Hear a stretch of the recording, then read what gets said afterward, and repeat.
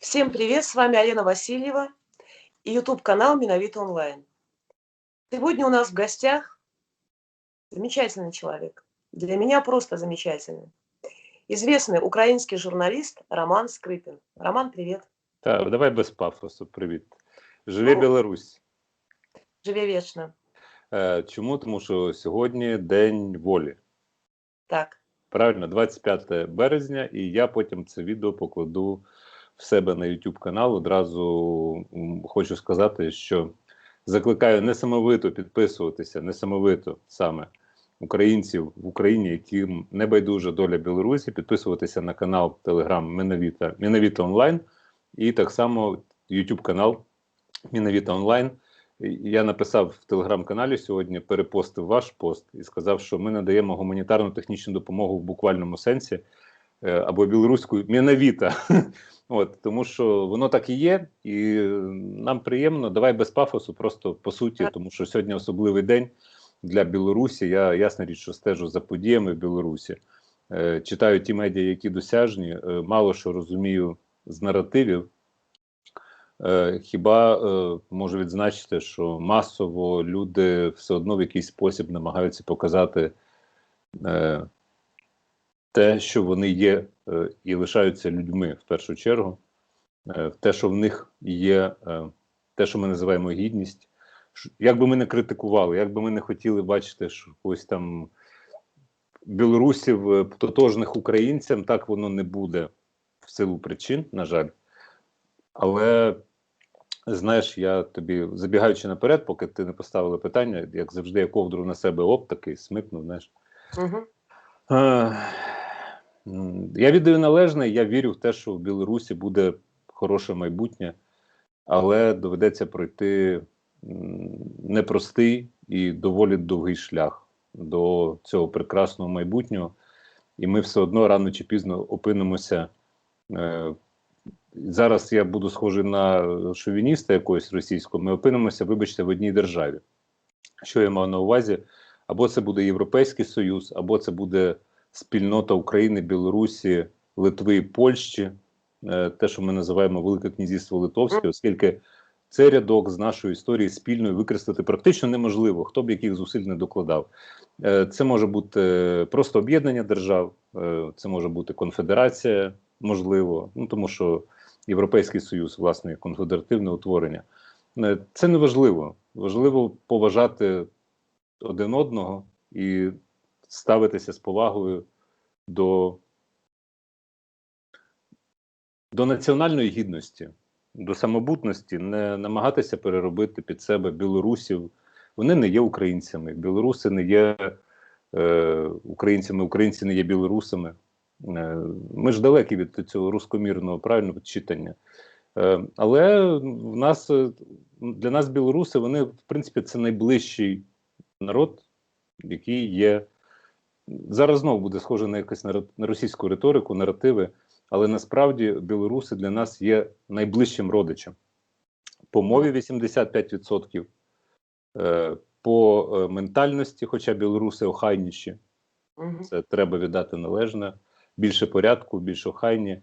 Українці засранці, а білоруси, вони більш все ж таки якось так, все впорядковано. Але все одно це найближчий родич. Просто найближчий родич. І тим більше, якщо брати історичний аспект до уваги, то ми то були одним народом, насправді. Знову, я не хочу повторювати російські наративи, але в Великому князівстві Литовському і в Жеч Посполіта, яке потім постало, ми були народ руський. А оце вже серйозний удар під дих москалям. Тому що народ руський, він, в принципі, вони так називали білорусів і українців. Так що сьогодні ми вже не є один народ, це нормально. І треба любити один одного, ставитися з повагою, допомагати один одному, тому що і не намагатися один одного переробити, ясно, під себе. Якщо розійшлися дві дороги, розійшлося два шляхи. Я с тобой совершенно согласна. Тем более, что нам надо же каким-то форпостом общим стоять против Российской империи. Ты же знаешь мою русофобскость скажем так. Ти причому, що я Скрипін, ти Васильєва, і ми обидвоє русофоби. Знаєш, але то таке. Насправді Україна, Білорусь і Польща, і Литва – це такий шлагбаум для руського міра в Європу. Тобто ми здатні, ну, в принципі, українці з білорусами можуть, не з білорусами, а з поляками це території достатньо. Це вже є певним шлагбаумом. Але ще потужніший шлагбаум, якщо ці 4 народи, вони будуть в спільності певні. Ну, слушай, у меня как раз в связи с этим вопрос. Мы обсуждали это в интервью. Ты же понимаешь, что сегодня лидеры протеста, они несколько в других реалиях живут, да, сегодняшние. Ну, Про Москву. Так, і не лише вони. Не лише вони. Вот. Я ж стежу за білоруськими медіа, там, в принципі, чомусь дуже багато пишуть, а що відбувається з Навальним карнавальним, що відбувається в Москві, що відбувається в Росії. Я розумію, там, чому це відбувається, але це з порядку денного треба намагатися прибрати, оскільки де Хабаровськ, а де Мінськ, я перепрошую. Так. Мы поэтому стараемся, вот фактически национальная часть, которая видит иначе все, совсем иначе видит процессы, переживает сейчас, страдает от того, что происходит в Беларуси, от подмены смыслов, то, о чем мы говорили, да, символики и так далее. Я вот, кстати, сегодня, тебе, наверное, будет интересно узнать, хотя вроде я тебе задаю вопросы, пытаюсь сегодня, но тем не менее расскажу. Вот, мы как-то говорили тогда с тобой о подмене национальных символов, и белорусская национальная часть очень сильно переживает по этому вопросу. Более того, ведь лидеры оказались, нацлидеры все абсолютно за решеткой. Это и Северинец, там и Статкевич, и Автухович. Я стараюсь, я маленькая еще, но стараюсь как могу твоей помощью. Я очень благодарна тебе. Це ж... Пафоса не будет, но Ні, и слухай, благодарна. Дивись, слухай, давай чесно скажемо глядачам, чекай, дуже важлива штука. Не мені особисто. Я докладаюся. Треба дякувати, у нас же справа добровільна. Коли ви приходили до нас було як мінімум четверо людей, які абсолютно добровільно, разом зі мною.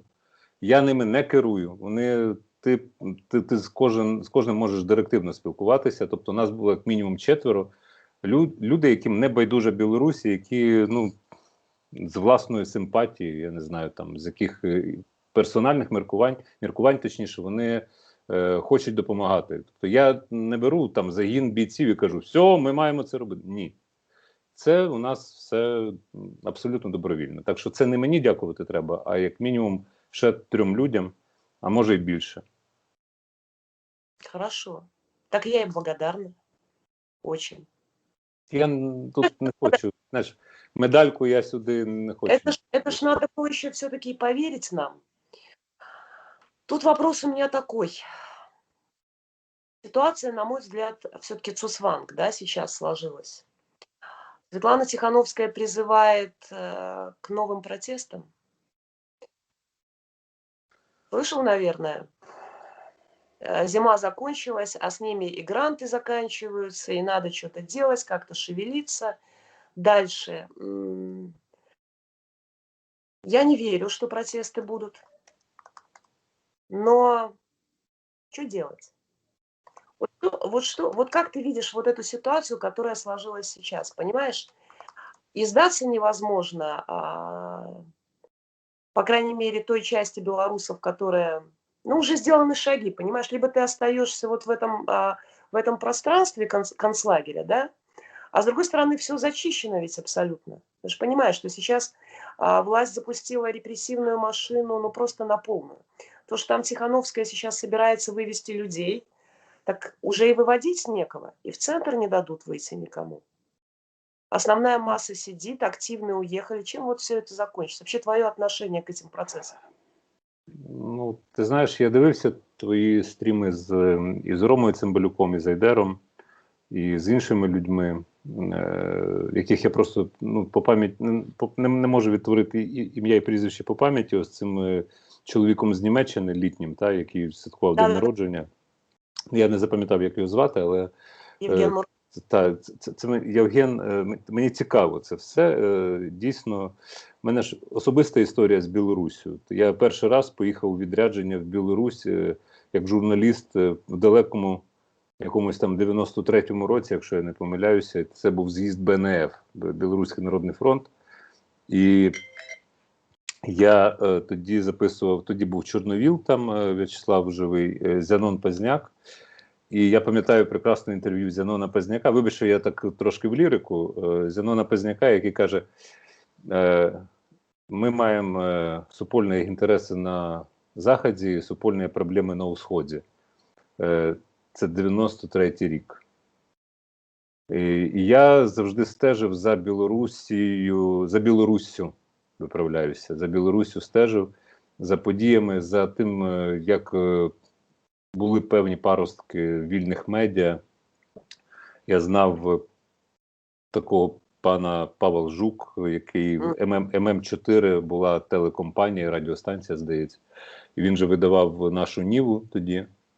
Я не дуже багато людей знав, але я тоді захопився ще ідеями Міжмор'я. От, власне, відтворення Великого князівства Литовського. Тому в мене це персональна історія, і я не можу сказати, що я байдужий, але себе зупиняю для того, щоб не почати радити, а що треба робити.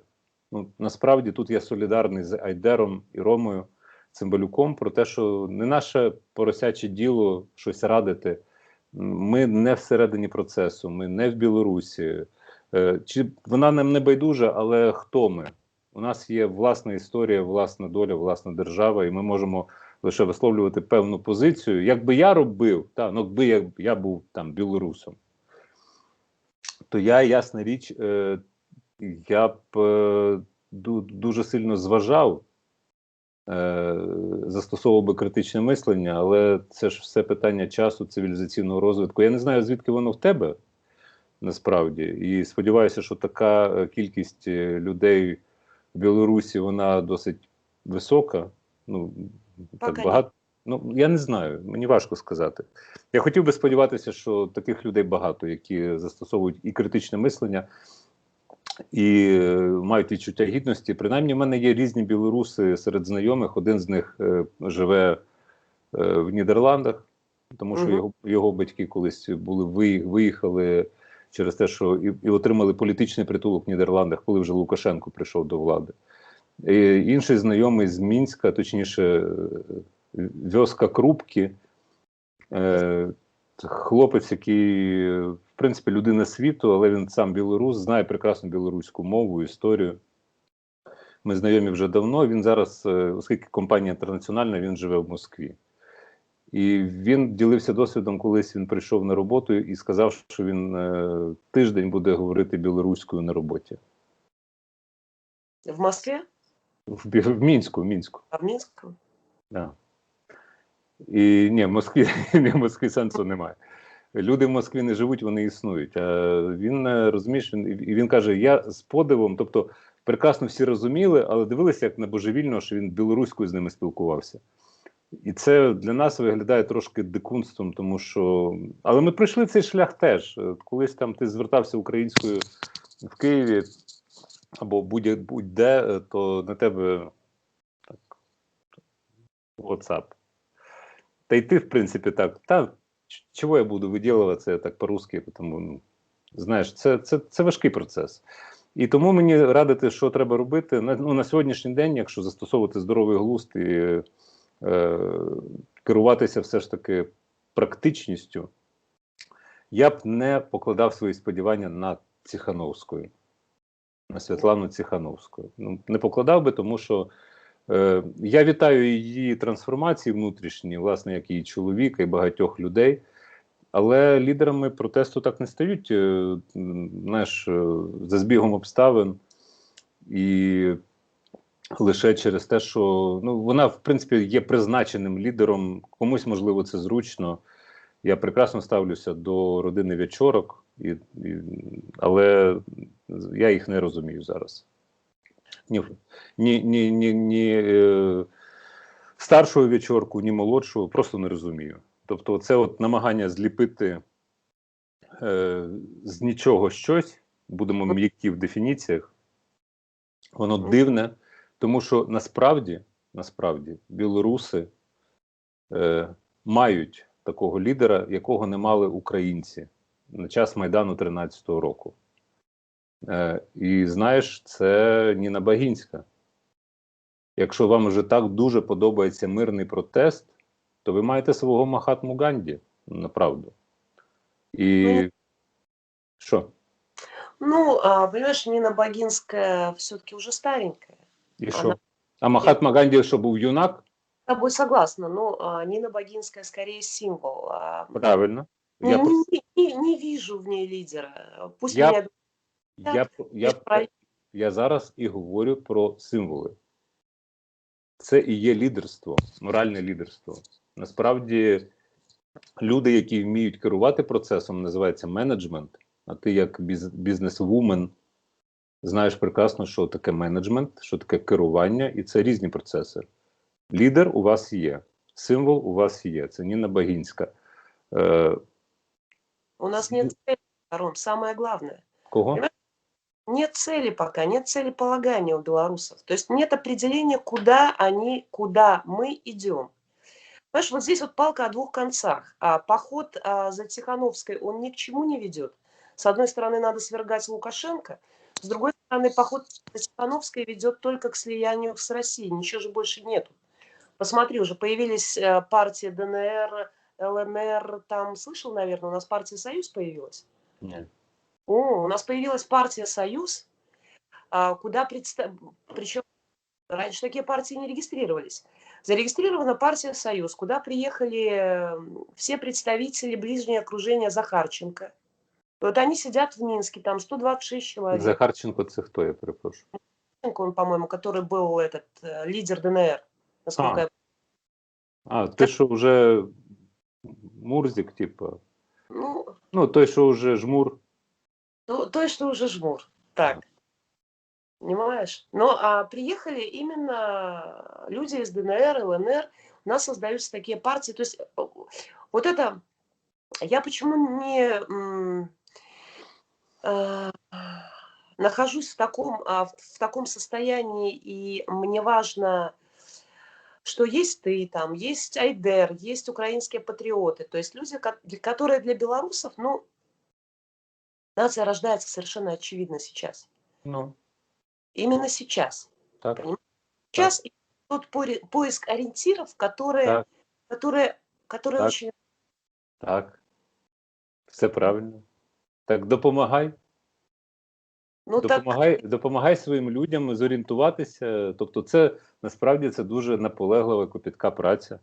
Дивись, є простий принцип, що кожне сказане слово, воно не лишається без сліду. Це як камінець, який ти... Це вже японська філософія пішла, так що мене зупиняйте. Ти кидаєш камінець у воду, йдуть кола по воді. Це те саме. Тобі здається, що нічого не відбувається. Кожне твоє слово, кожне слово сказане Ніною Багінською, мною, ще кимось, воно лишає наслідок.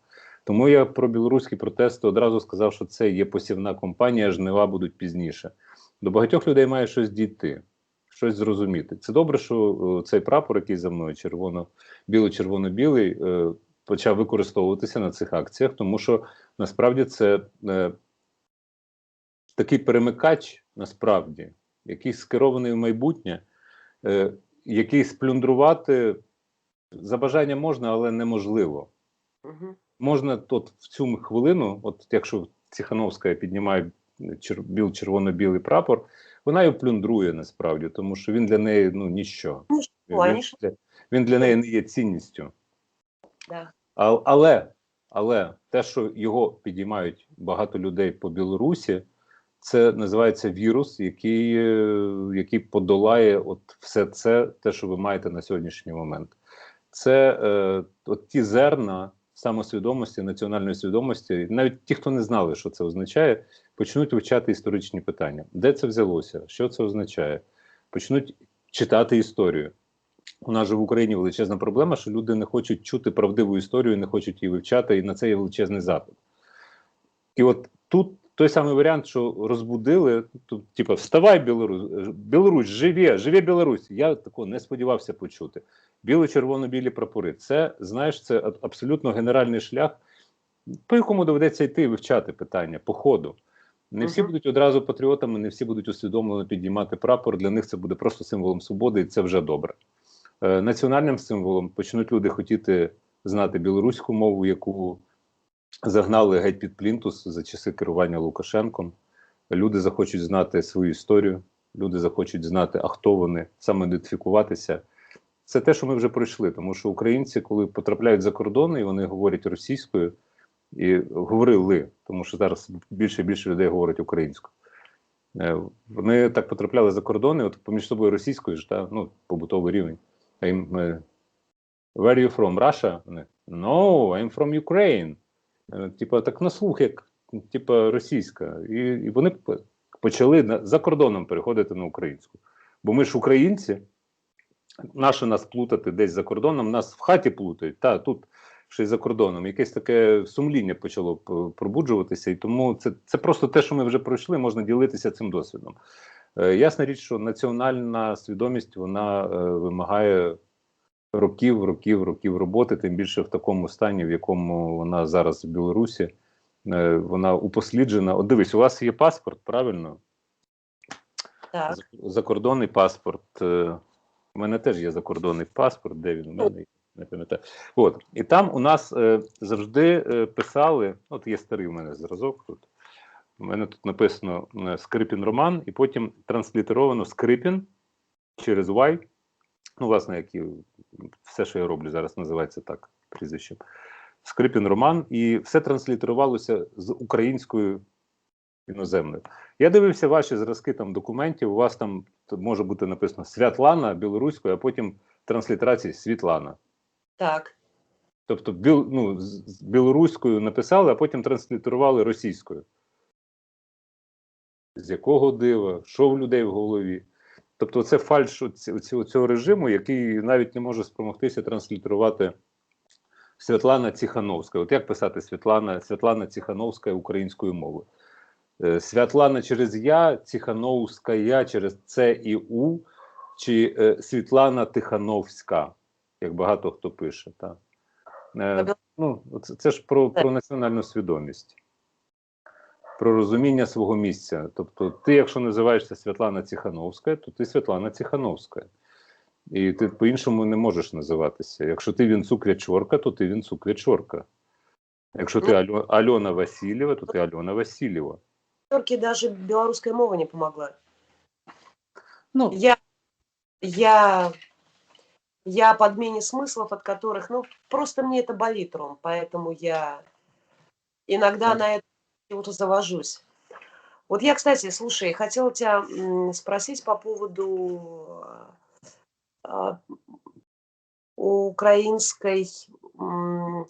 украинского государства, отношения к Беларуси. Вот тебе как кажется, насколько к сегодняшним процессам, насколько адекватное отношение и самих властных структур, и некоторых депутатов, можем, например, вспомнить Гончаренко? Ну, бачиш, ти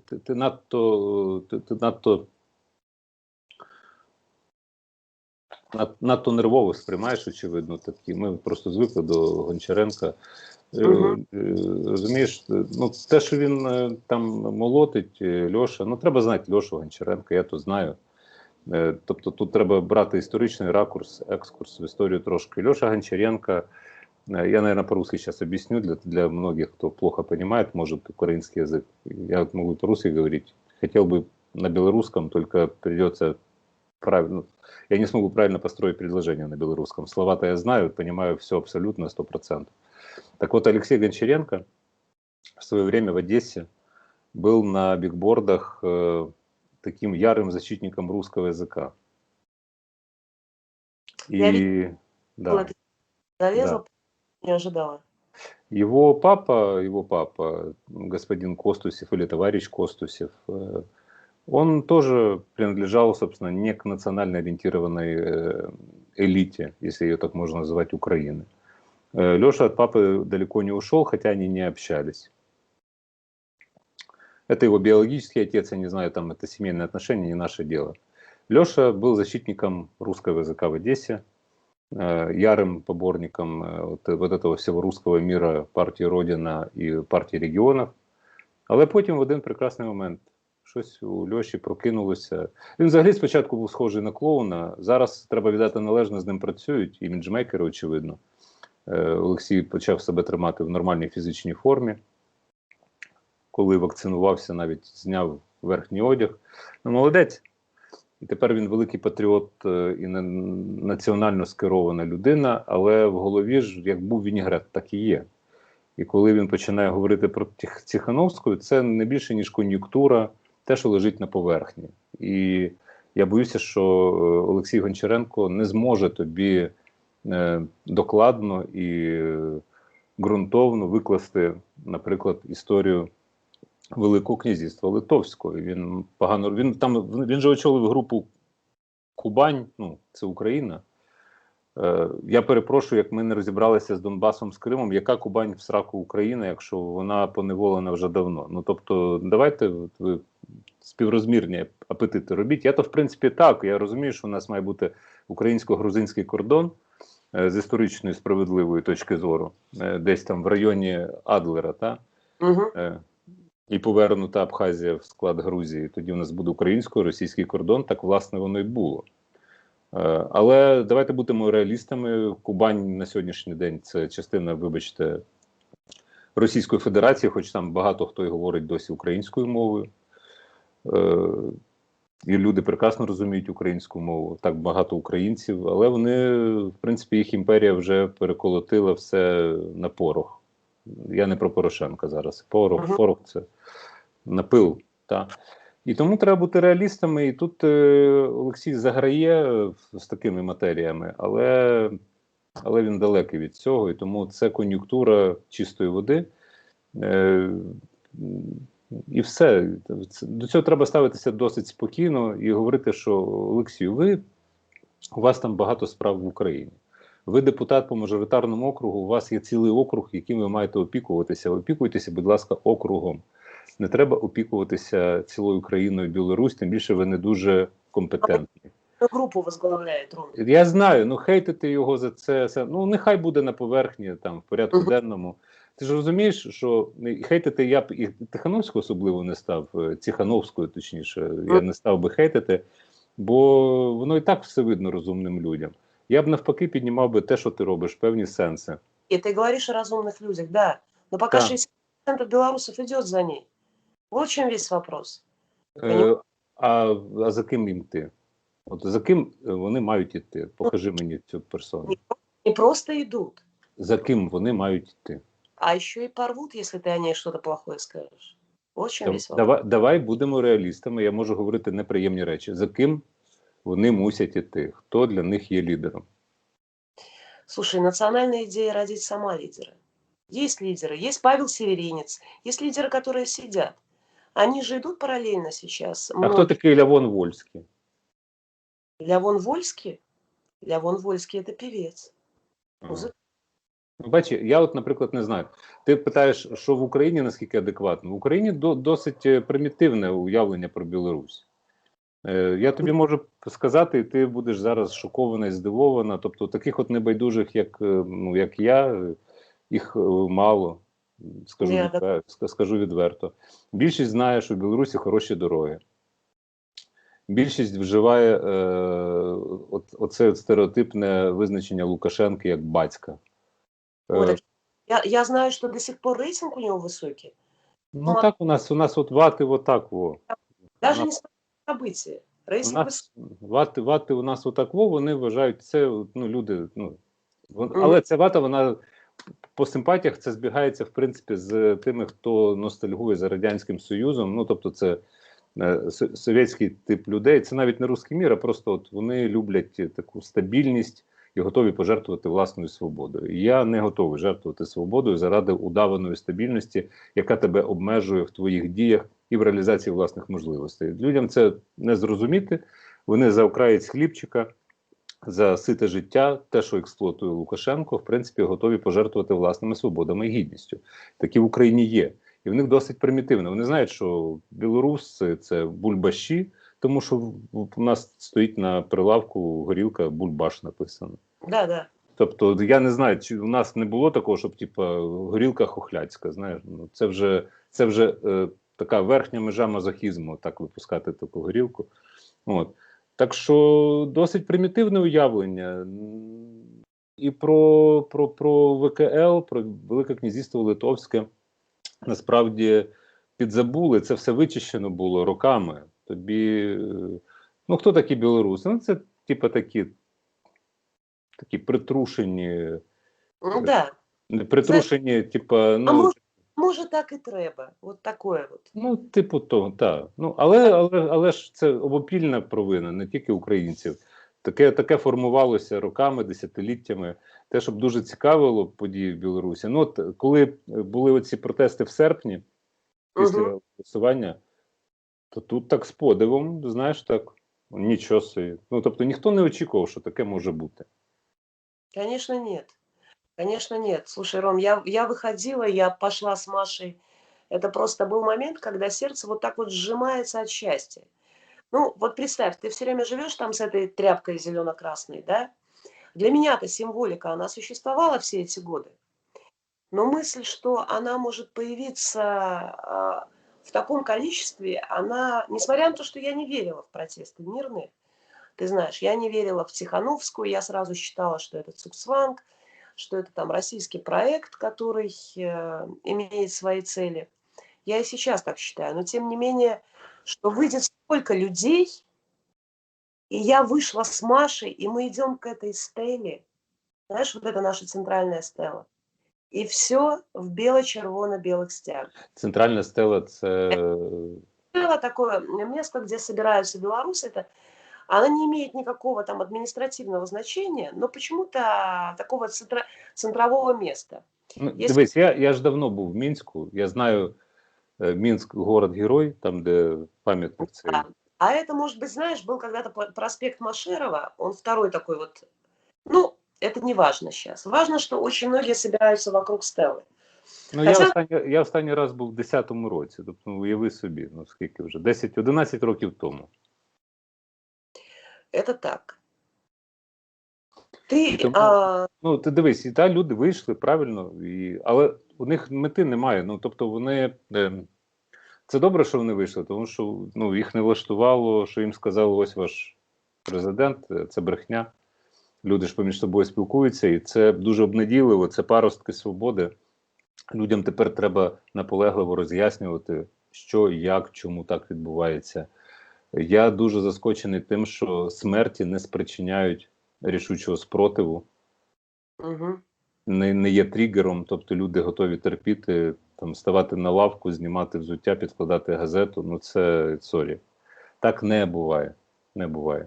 При всій повазі, от навіть Махатма Ганді, про якого я згадав, а у вас є свій варіант, я ж кажу, Ніна Багінська, але Махатма Ганді, він так нічим і не скінчився, його мирний протест. Про це не воліють не згадувати. На нього був замах, ну там складна історія, там. Але він не скінчився перемогою в мирний спосіб. Як би ми того не хотіли собі уявити, в Україні так було під час Революції Гідності. Багато хто закликав з цих от чистоплюїв, інфокомсомольців, що треба, щоб був мирний протест. Я не буду матюкатися. Наївне уявлення. Не буває мирного протесту. Свободу не здобувають в такий спосіб. І ворог, який хоче тебе знищити, він не вмикає задню передачу, заткує і здається із криками «А, тікає!» Ні, так не буває. Аж допоки ти не береш в руки будь-який підручний матеріал, який може бути зброєю. Я не кажу про пістолети, про автомати, про рушниці. Я кажу про те, що було на Майдані, що була бруківка, була каміння, зброя пролетаріату, але це не пролетаріат зовсім, це різні люди, були різні прошарки. Це коктейлі Молотова, так. по-іншому не буває. Тому що зброєю, перепрошую, але навіть є ось навіть оця ручка. Тому що можна взяти, отак от в око вставити ручку, і це є зброя. Якщо є воля к победі. Так, треба прагнути. Є воля к победі, да? Так, потрібна рішучість. І не буває напівзаходів. От дивись, от те, що зараз в Україні відбулося з цією акцією протесту під Офісом Президента обмальованим, ну нічого особливого. Це так не працює. Ці люди тепер будуть відповідати по закону, і це правильно з одного боку, ми це в ефірах говорили. Але якщо ви порушуєте закон, ви мусите йти до кінця. І тоді переможців не судять в такому випадку. А в іншому випадку ви будете доводити всім, що у вас були благі наміри, але ви порушили закон.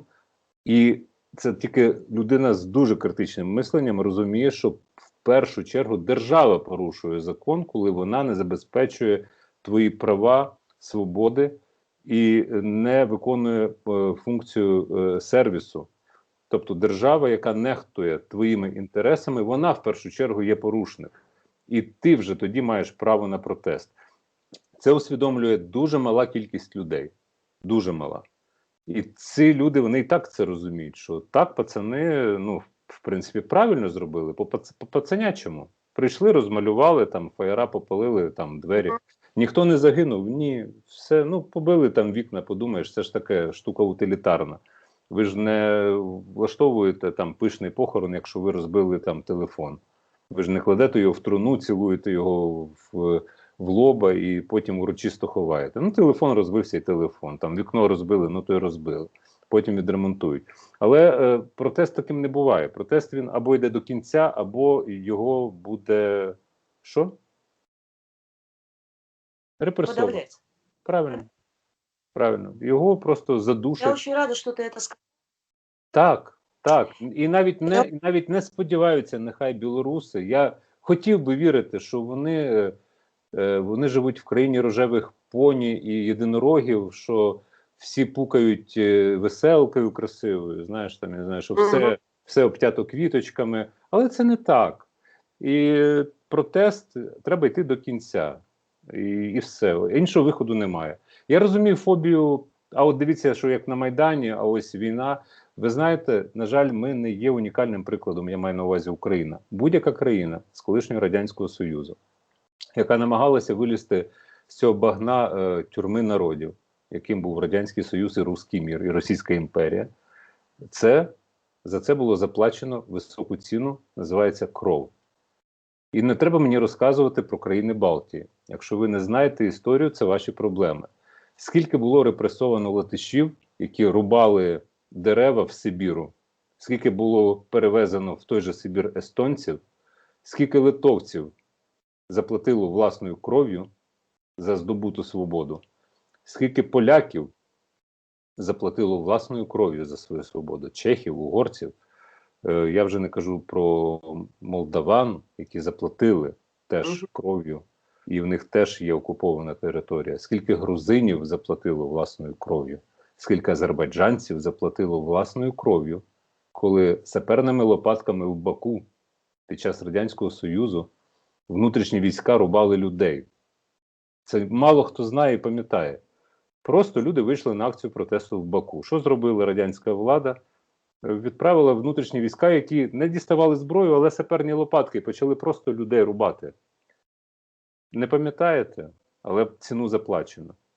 Україна, яка намагається вилізти з цього всього, вона має війну, вона має окуповані території. Якщо Білорусь зробить крок в бік Європи, нормального життя, навіть і не Європи, і навіть от Великого князівства Литовського, в бік цивілізованого світу доведеться платити цю ціну. Треба розуміти, що Росія, вона не дивитиметься на це отак, типу, що нам з цим робити?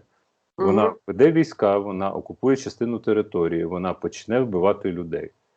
Це є сумною правдою. Вирватися без крові ні в кого ще не вдавалося з імперії, і навіть в індусів, з Махатмою Ганді.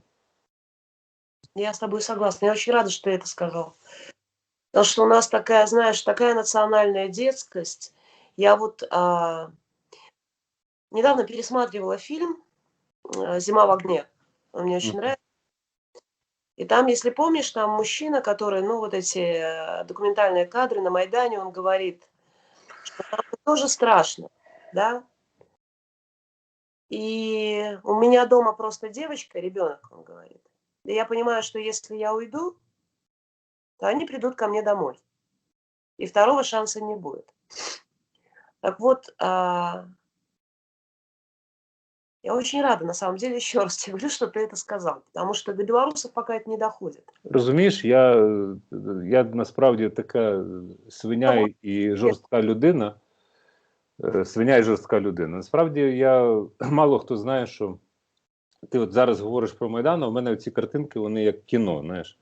І в мене в мене все так от ковбасить починає, тому що ніхто ж не бачив, скільки було емоцій, скільки було сліз в мене, коли ніхто не бачить.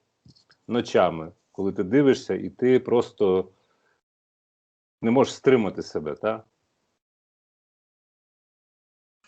І про це забути неможливо. Ну, в принципі, дивись, в мене навіть, якщо брати особисті історії, в мене вже покійна мама, вона за цим всім спостерігала, незважаючи на те, що вона приїхала в Україну з Росії, з Ніжнього Тагіла. Да ладно? Так, серйозно. Угу. Вона не те, щоб дуже лояльно ставилася до України, вона, по суті, вона була націоналісткою. Хоча української мови зовсім не знала. Це просто розказую білорусам, які думають, що там Скрипін якийсь, я не знаю, бандерівець, який виростав в Криївці, там годували його маленькими москаликами і так далі. Ні. Я навіть закінчив російську школу, російськомовну, там вибір був невеликий в Полтаві. І от моя мама, навіть коли вона дивилася на це все, що відбувається на Майдані, а літня людина, серце слабе, і я дуже переживав, щоб вона, це не мало якихось дуже негативних наслідків, бо, знаєш, відкачувати зайвий раз. Вона сиділа, вона біля телевізора його не вимикала, вона плакала постійно і казала, що Путін хуйло. Вона мені вибачте, тут вже матюк, тут з пісні слів не викинеш, а у Путіна не забереш його справжнє ім'я. І вона мені це говорила по телефону і плакала, кажу, ти заспокойся, а ти там себе бережи, були настанови і так далі, а там як себе берегти? Дивишся, і ти не знаєш, яке буде майбутнє, але суто по відчуттях, я сподіваюся, мене все ж таки почують люди. Це сьогодні будете викладати на YouTube, чи... Не знаю, сьогодні успіємо? Не знаю, якщо сьогодні День волі, просто сьогодні важливий день, День волі. І треба людям доносити, що знайдіть в собі сили не боятися майбутнього. Якщо москалі нападуть, нехай так буде, вам доведеться дорослішати, мужніти на очах, на власних очах. Знаходити в собі себе, зрозуміти, що ви білоруси, ви гідні свого життя. Не оцього пристібнутої якоїсь дульки до імперії. У вас прекрасна історія, у вас прекрасні люди. Ви талановиті, розумні. У вас все є. І коли от у нас було голосування 16 січня про диктаторські закони, оці парнокопитні, мене вразили громадські активісти, з якими ми були на одному поверсі, тоді громадське телебачення, Центр UA. І я сказав, слухайте, досить, це так не працює. А оці громадські активісти бігали довкола мене і казали, це все, нас закриють, вони ж ухвалили закони. Я кажу, так ви не виконуйте ці закони, то закони нелогічні, вони проти вас. Якщо ви почнете їх виконувати, а це те, що ми маємо в Білорусі. Антилюдські закони ухвалені, їх не можна дотримуватися. І говорити, я законослухняний громадянин. Та до сраки, чесно кажучи. І я цим громадським активістам сказав, що, в принципі, я крутив отак, як пропелер, на одному місці всю цю шушеру Януковича з цими законами, і я не збираюся їх виконувати. Якщо хтось до мене тут прийде, я з 13-го поверху викину це гімно з вікна. І все. Розумієш? І, в принципі, там потім був прецедент, коли в мене в ефірі вийшов оцей Володимир Олійник, який зараз переховується в Росії, в Москві, колишній мер Черкас, який, власне, тоді був ротом партії регіонів. Все, що я з ним мав в діалозі, я йому сказав, він мені каже, йдіть в суд, знову-таки апеляція до законів, які є антилюдськими, в який суд я піду, якщо немає справедливого суду. Я йому сказав, дивіться, в мене є палець, пане Олійник, в мене є палець. Бачите? Він каже, я не хочу дивитися, я не знаю. Тобто я з ним почав говорити цією мовою. Потім я дістав накпини, насправді, від своїх колег, що так не можна було робити. Це не по стандартах журналістики. Та йдіть в сраку. Без рішучості, без наглості, без партизанщини не буде ніякого результату. Не буде у вас ходіння з квіточками, зі стрічочками, співання там, і так далі, і так далі, і так далі. Коктейль Молотова спитайте у Ляпіса, тобто у Брутто. У Михалка спитайте. Понимаешь, это какой-то когнитивный диссонанс. То есть, с одной стороны, они говорят, мы сейчас говорим об этих лидерах, власть незаконна, да? Органы, которые незаконны. Так какой закон вы выполняете, если его нет? То есть, что вы выполняете? Оце якраз першопочаткове, яке ти маєш донести, що законів немає. Хто Тихановський сказав присягати на картинці, на Конституції Білорусі з оцим гербом Лукашенківським? Вот. Бачила картинку? Ну, тьотька, ну ти куди? Ну, зупинись. Або, ні, звільни місце, іди гуляй, тьоть, все, пока. І своїм чоловіком ідіть, оце от, знаєш, типу, ми хочемо, як там, страна для жизни, там у них? Да, страна для жизни. Страна для какой жизни? Вы хотите жить в вольере, получать вот эту пайку, колбаску, хлебушек, картошечку и просто хорошо жить? Так у вас это уже было. Это время уже прошло. Страны для жизни уже нет, не было и не будет. Какая страна для жизни? Вот я специально на русский перешел, вот просто специально. Какая страна для жизни? Это поменять Лукашенко, но остаться в путинском вольере. Но так не бывает. Но невозможно построить в этом демократию. Навіть якщо лишитися в путінському вольєрі, це призведе до чого? Слід розуміти. Це буде без крові, але Білорусі не стане. Це буде федеральний округ. А що значить федеральний округ? І та кров, від якої витікали, а з'явиться нова кров. З'явиться нова кров репресованих, тому що вони підуть по етапу, знищених, вбитих. Чи, я перепрошую, Німцов щось застрелився? Чи його застрелили? Так. От вам кров, і вона з'явиться в будь-якому випадку. Просто обсяги її будуть різні, кількість людей репресованих буде різна, але доведеться все, без жертв ніяк не вийде. На жаль, в цьому я переконаний на 100%. І до цього треба бути готовими. Єдине, до чого треба зараз апелювати до людей, це до їхнього відчуття і почуття власної гідності. Власної. Вона або є, або її немає. Знаєш, я не знаю, чи ти ходила у нас по офісу, там в мене є така картинка велика висить. Вибач, що я сьогодні так багато говорю, але картина, це 10-й рік, була фотосесія, знімалися журналісти різні, йшлося про свободу слова. І там я цю фотографію собі забрав, це не тому, що в мене культ особи. Я зайнятий зараз, альо! Що в мене культ Скрипіна, та? Просто, щоб не плюндрували мене, не використовували в ніякий спосіб, я забрав собі. Там оця от фотографія, я там тримаю літеру Г.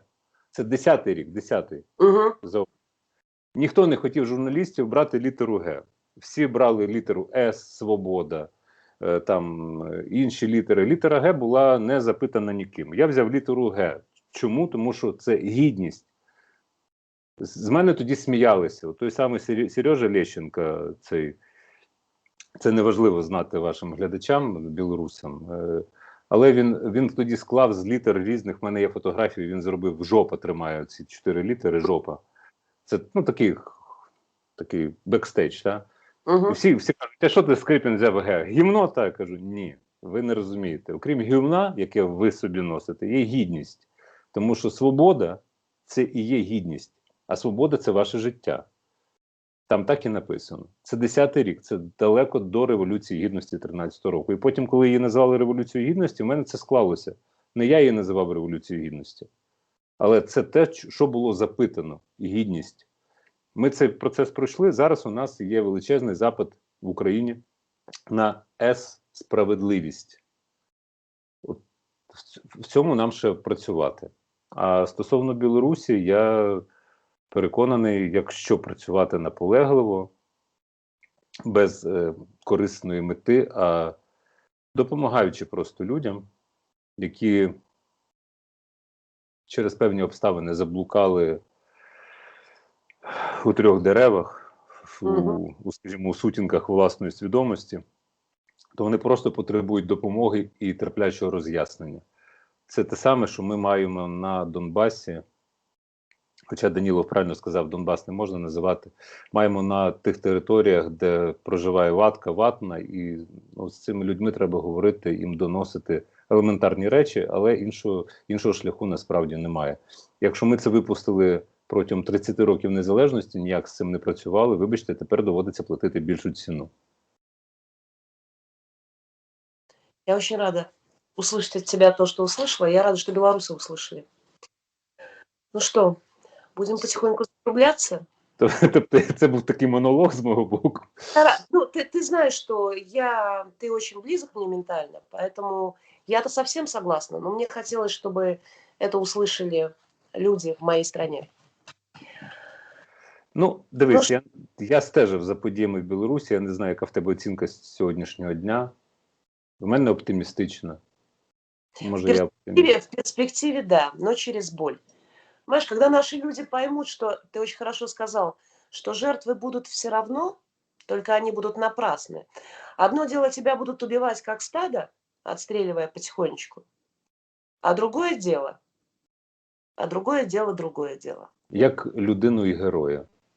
Як людину і героя. А гідність її вбити не можна. Фізичну людину можна вбити, а от гідність ні. Так що я вас вітаю зі святом, Днем волі. Дякую. Хоча дехто намагається його перенести на 27 число в Білорусі. Ну, на 27-е. Ты же знаешь, что... ты слышал, что Тихановская же там сначала... Она же учреждает все время праздники. Сначала было 23 февраля, советский праздник она взяла. 23 февраля – День героев перемен. 8 марта – День героинь перемен. Ну вот, опустим это. Оставим на ее совести. Ні, ну дивись, це ж теж це от намагання загравання 23 лютого там, або там 8 березня, жіночий день. Це все маячня. Дивись, я тобі якось покажу, в мене вдома є, знаєш що? Ты понимаешь, следующее будет 9 мая. Что там следующее будет? Альона. 7 ноября? Альона, в мене вдома є, знаєш, отакий от шматочок граніту маленький. Отакий от десь. Угу. Знаєш, що це? Що? Це шматочок пам'ятника Леніну, який стояв на бульварі Шевченка. Який мені принесли в той же день, коли його завалили і подарували оцей маленький шматочок. Я його бережу просто як найдорожчий там експонат в себе в домашньому музеї. Я хотів би, щоб оці всі загравання з 23 лютого, 8 березня, 9 травня, вони скінчилися врешті-решт. Це результату не дасть. І я бажав би білорусам День волі свого ленінопаду. З цим треба прощатися раз і назавжди. Щоб і в тебе був такий маленький шматочок граніту. Дякую. Ну що? Ну що, дякую. Дякую тобі дуже. Дякую. Що вислухала, я як на сповідь сходив. О, получила удовольствие. Ребята, помогайте нам. Наш канал начинает развиваться. Делитесь этим видео. Нам можно помочь материально. У нас есть Patreon. Ссылка под этим видео. Ну що, живи Білорусь, слава Україні! Живи Білорусь! Героям слава! І я всіх закликаю підписуватися на YouTube канал, в себе теж відео поширю. У мене є певні ідеї, між іншим, вибач, що я знову затягую, там стосовно медійних якихось колаборацій, але це не сьогодні. Вас зі святом, гарного вам вечора і лишайтеся собою, будьте гідними себе і любіть рідних, це дуже важлива штука. Дякую, велике. Пока.